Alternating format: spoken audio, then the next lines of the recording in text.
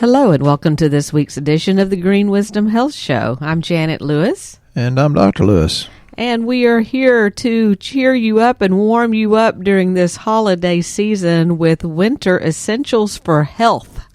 So we're here to answer questions and give you some guidance about what you can do to keep your immune system strong and hopefully prevent flus, colds, coughs, all of the stuff that comes with the dreary days. And so Dr. Lewis, he will be educating you in only the way that he can about the different products that you can use and things you might not have thought of. So with that, Dr. Lewis, would you please tell us how we can stay cozy well in this wet, rainy season? Oh, she always puts me on the spot. One thing I'd like to say is that it's really the attitude at the beginning of a difficult task, such as getting well. The attitude has more than anything else, is what affects the outcome. So you have to have faith and positive expectations, because I have people going in, they say, okay, which one of these can I take? I'm talking about supplements, and it's like, I told a lady the other day, you're the kind that puts 3 gallons of gas in your truck to haul your horses to a show, aren't you? She looked at me funny. I said, the people that get well are the ones that say, man, that's great. What else can I add? Those are the ones that get well. It's all about attitude. It's about expectations. And if you throw it in, know your body's smart enough. I was going to say your God is smart enough to do that. I guess I should go ahead and say that. I'm just thrilled. I want to say there's more and more people sharing this, and it just blows my mind. Janet and I are trying to do a really good job to lead people to better health. And for the ones that are willing, we get some people that have near miraculous results. So I'm going to talk about immune system, but as far as it goes with colds and flu, but I'm going to mention cancer many, many times, because if the research says that this is good for your immune system and in cancer, then, geez, can you imagine what it'd do for the common cold? And flu. So, because that's what seems to be going on here in Texas, especially, as we're beginning to get a lot of people that are going to the doctor with the flu. And we're wondering, is there ways or things that you have in your arsenal that might help prevent you getting the flu?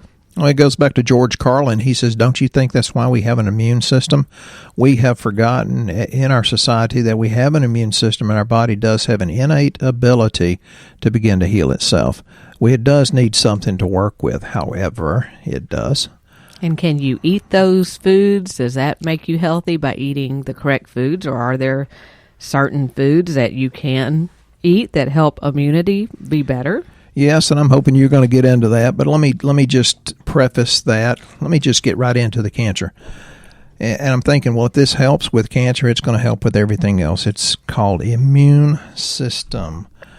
One of the things that we know for a fact is our soils are horribly, horribly depleted of the minerals. And what we do with modern agriculture is we add nitrogen, phosphorus, and potassium to the soil, but it doesn't do anything for the remaining 60 minerals that are found in the human body that aren't added to the soil. They've been depleted for many, many, many decades, since way before I was born. And so our body there's no way it can actually work as well as it could if you were full of minerals. Yeah, I paused. You said full of what? So, yeah, you can eat better if you get away from the processed foods. That's a really, really good thing. If you eat more fruits and vegetables, yes, that's a really good thing. Although too many of the fruits are too high in fructose, you need to avoid most of them unless they're fresh and in season. And try to go with the lower glycemic foods, which for the most part is strawberries and cantaloupe. A few others that you can get by with. I think apples are really good. Why do you want them organic?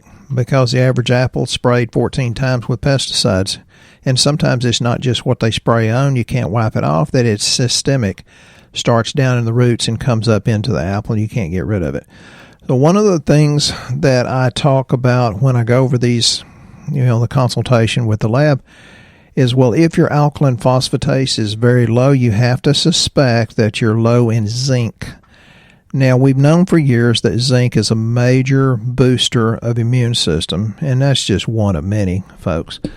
But I talk also, if your liver enzymes, AST and ALTs, are a little bit on the low side, that if you wanted to simplify it, you'd be low in B6. Well, if you're low in B6, you don't have the energy, and that'll come in one of our questions from our Shooting Straight with Dr. Lewis.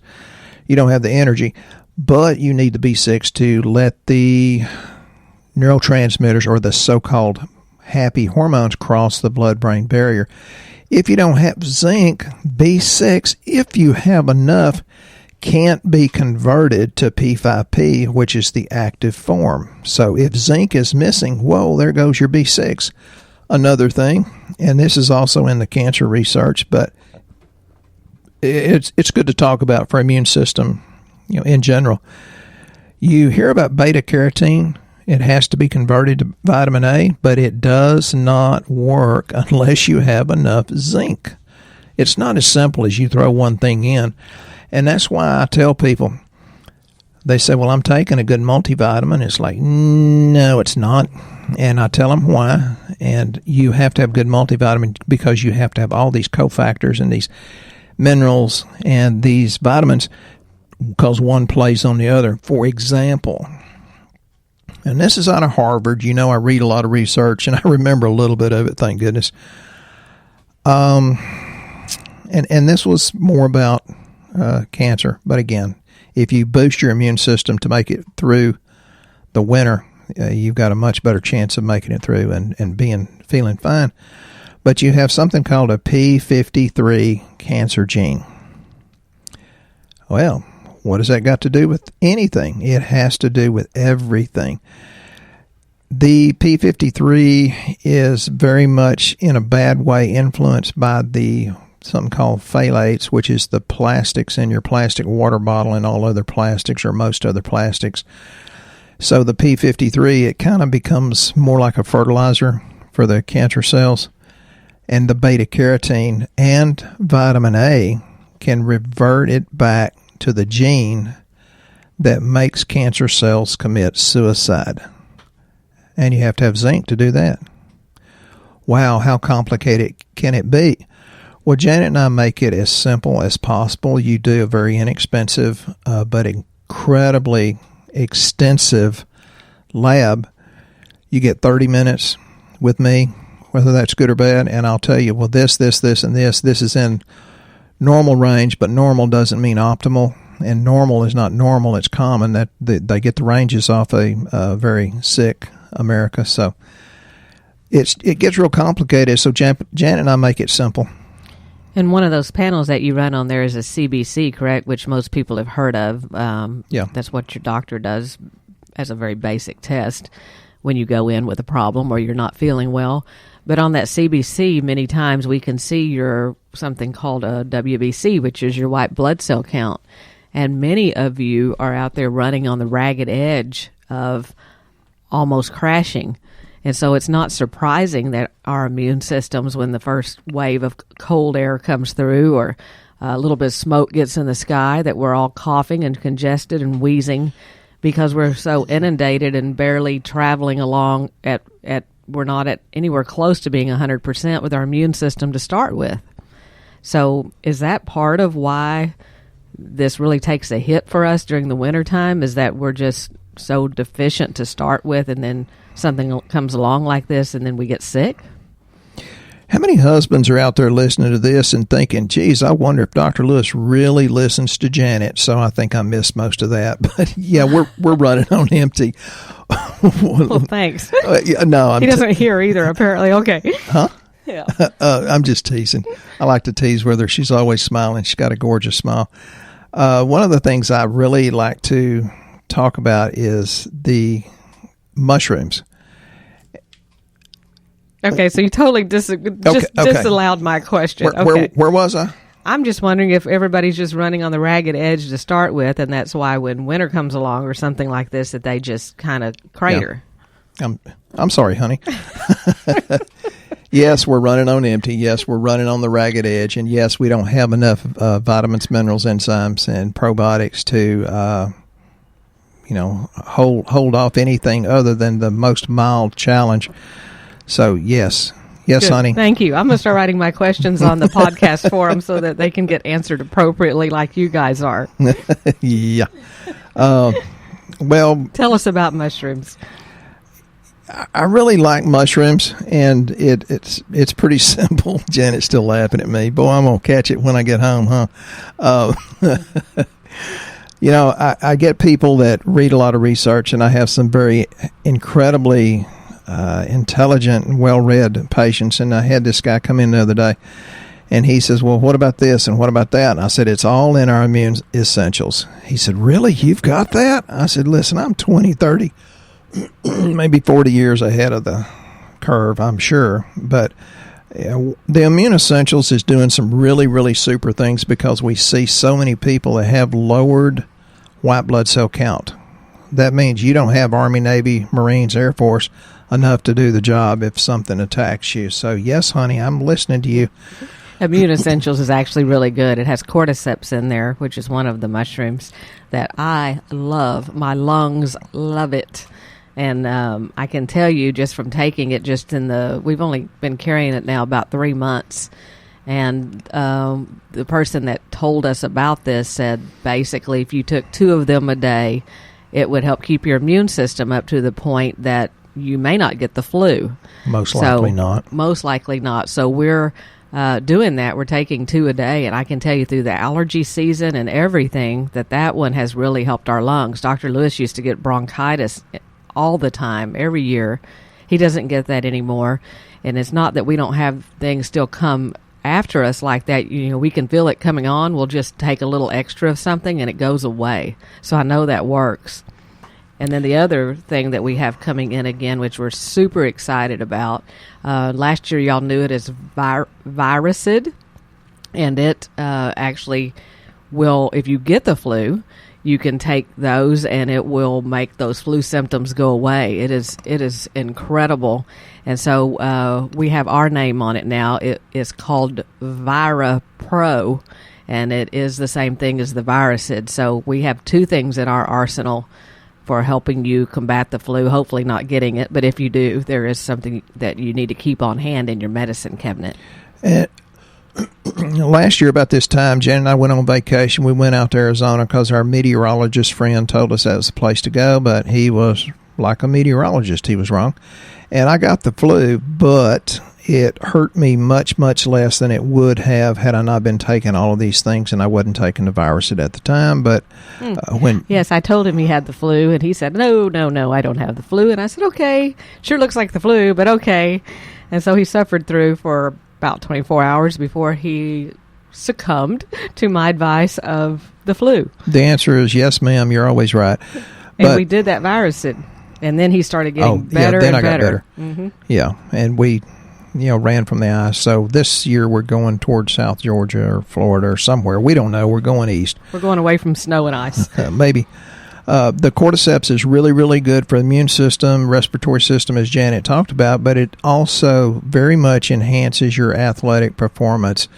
And this was very well demonstrated in the 1993 Chinese National Games, where the Chinese ladies broke 9 world records, and not by just a little bit, but by quite a bit. So it helps prolong longevity. We do have the cordyceps in several different formulas here. It helps liver and kidney health. And hey, guys, listen up.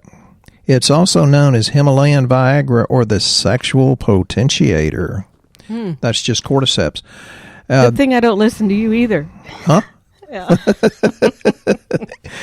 This guy I was telling you about is in the office says, well, have you heard about turkey tail? Yep, it's super, super high in antioxidants, and it has immune boosting polysaccharopeptides, and they say it may improve immune function in people with certain cancers. And it's like, well, I've read cancer research, and that's one of the ones they're very, very thrilled about and hopeful about, and they're thinking it helps gut health. Well, if you're living in America, you've got a gut problem because you're forced to eat genetically modified food full of glyphosate unless you grow it yourself. So it helps to increase the populations of the good bifidobacterium and lactobacillus. So it reduces inflammation. It's got maitake, shiitake, and they do a little bit different thing. Maitake is well researched about cancer and cholesterol and type 2 diabetes. And it's grown in the USA. Yeah, that was a question one of my patients, Mary. It's grown in the USA organically. In a protected field. Yeah. Lion's mane is another very highly researched that you don't see a lot of, but they're thinking it's going to protect against dementia, relieves mild symptoms of depression and anxiety, and very much speed up recovery from nervous system injuries, and it's very good for the digestive tract too. Well, one thing that I would like you to talk about, which I was kind of didn't really know that this helped, but did you know that collagen and its amino acids are essential to healing, and it has to do with the impaired immune system if you don't have enough of it? Isn't that interesting? And so the amino complex or the amino acids, that kind of thing. Could you talk a little bit about why they're good for the immune system? You never hear about amino acids. Well, yeah, there's a couple of things I'd like to say. Well, one of them is glycine, and in our Amino Complete, that's the number one and largest amount of amino acid. And the reason we had it formulated like that is because, well, most people don't know, in the cell itself, you have a certain flexibility that should take place so the mitochondria can excrete, the toxins and increase its energy level. Well, glycine is adversely affected, or the flexibility of the cell is adversely affected by glyphosate. And so if you increase your intake of glycine, it increases the flexibility of the cell. And what else does that is the really super high quality fish oils, which we even have some new ones there. Then you got glutamine, and glutamine is absolutely, holy cow, healing to the lining of the GI tract. And there's a lot of others that are, good for, a lot of things. Tyrosine helps make the happy hormones. Theanine does, and da-da-da-da-da. This is very important for people that work out a lot or people that are going through very serious medical issues. It helps them heal more quickly, whether it's surgery or just treatment for some of these bad diseases. And the collagen is a really good thing, too. Yes, that kind of helps hold the cells together, the hyaluronic acid.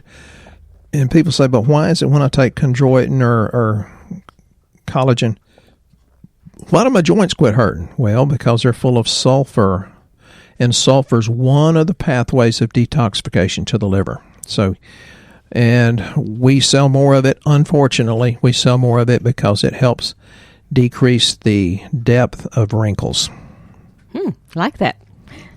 There you go. So take your collagen and your amino acids, or in our case, it's called amino complex. And then another thing I wanted you to talk about, everybody knows you should have high amounts of vitamin D. That vitamin D is great for your immune system. Yep. If you didn't know that, you need to be. But the other part is something called vitamin K. And vitamin K gets a very low rap on the sheet, so we're going to educate you about the importance of K. K1 is important for healthy blood clotting. You find it in dark green leafy vegetables. But vitamin K2 refers to a collection of bacterial menaquinines. Is that how you say that? That's close enough. That are found in a variety of different foods, namely animal foods and fermented foods. So would the D3K2 that we have be an even upgraded version of just straight vitamin D for immune health? Yeah, it really does. And people say, well, I don't want K1. I said, well, if you've got good probiotics, it's going to convert to K2 or the menaquinone 7. The way it was explained to me, if you take D, it mobilizes calcium. That's like the bellhop that gets you and your luggage out of the car and takes it to the hotel lobby. So D mobilizes calcium. You got a lobby full of calcium.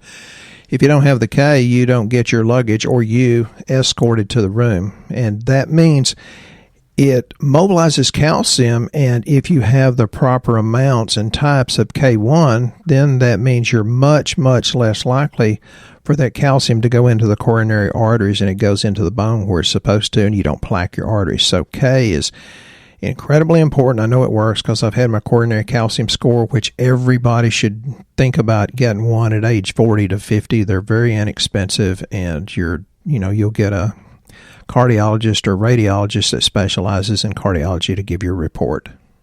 Awesome. So do your D3 plus K2. Yep. Cool. And then I want to make sure we address these questions that all of you are so kind to write in. One thing I want to say, the questions before have been coming on our closed Shooting Straight Facebook group that's with Dr. Lewis. It's Shooting Straight with Dr. Lewis, where people have asked lots of questions. You can continue asking questions there, but just this week we've added in a form that will pop up on our website of greenwisdomhealth.com. So if you're not on Facebook, you can actually go on there and put your first name in there. We won't mention your last name. And we may pick your question to be on our next podcast. So we thought we'd extend it to people that are not just on Facebook and give everybody an opportunity to ask a question they would like answered. But this week we have a few, and the first one is from Jason. And he's wanting your thoughts on red meat being inflammatory. Do you think it is? He's basically eliminated everything else off of his list, but he's wondering about red meat. And that's because I posted something on my Shooting Straight with Dr. Lewis, my Facebook group there. And it told a lot of different things that are inflammatory, and meat was one of them. And I kind of have to take exception to that. Yes, meat can be inflammatory, but if you have the grass-fed, you have a better ratio of omega-3s to 6s to 9s, etc. So, and the other thing is sometimes it can be inflammatory, think gout, but that's normally because you don't have enough digestive enzymes and or probiotics. So, I'm all for meat. I think some of us eat too much of it, and it's certainly not the good quality, and it makes a difference in the quality. People say, well, it doesn't matter. It's meat. It's like, well, yeah, well, like all women are the same. To eat organic. But in your women as well, I guess. Is that what that means? I'm not even sure. Well, no, organic means the woman might not shave her legs or armpits, so you want to get one that's well taken care of herself. Everybody, we all have different preferences, I know. I'm going to be in deep Yeah, this is trouble. An interesting show, going a lot of down trails that we're not sure where they're headed. We'll go to Penny. Penny has a question about red light therapy, real or bogus. Her husband had 3 bulging discs. He's had 8 weeks of chiropractic and a cortisone shot with no relief. She looked at what else might help and stumbled on the light therapy idea, but it seemed kind of woo-hoo to her, and so she's asking you, what do you think about red light therapy? I used it years ago on my elbow and triceps because I was adjusting too many people, and it worked. It was a good thing. I question how good and should you go spend thousands of dollars on it, although Eddie up in, I think it's Woodbridge, Illinois, he thinks his red light thing has been very, very good.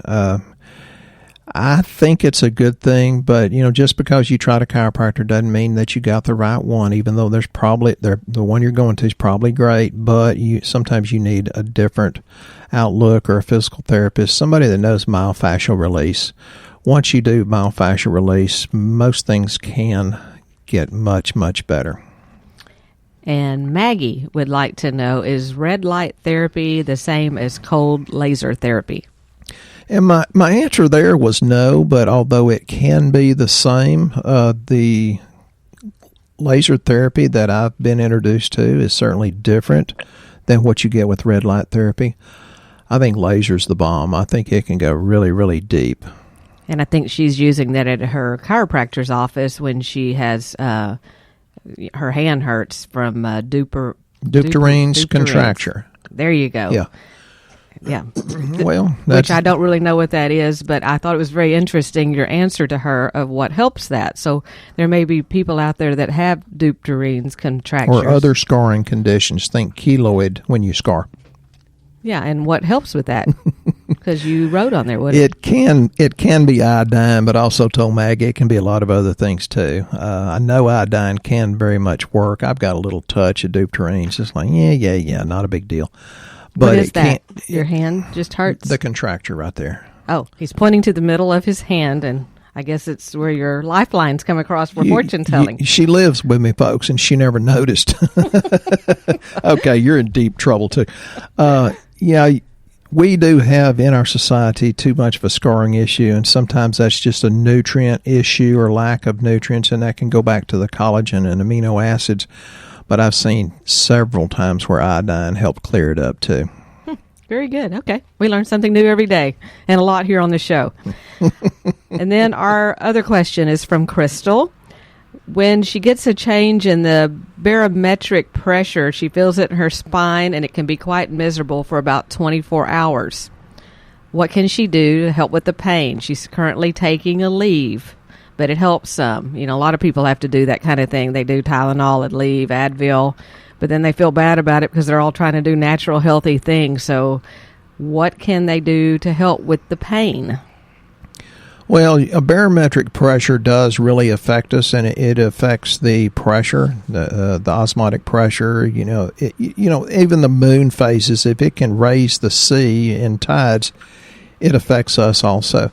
I think anything that's anti-inflammatory, and there's so many different things that can do that. Turmeric, although there's a lot of absorption problems with curcumin turmeric, and every company says, no, we have the best. Maybe not. And we're working on one that, from all the science I can read, is going to be absolutely the cat's meow, the best, the most absorbable for the least amount of money. So go to turmeric, curcumin. Our bromelain, or quercetin bromelain, is a good thing. Yeah, quercetin bromelain is a great answer. And back to the immune system, there was another product that does not get much action either that people don't really know about, and that's something called vitamin A.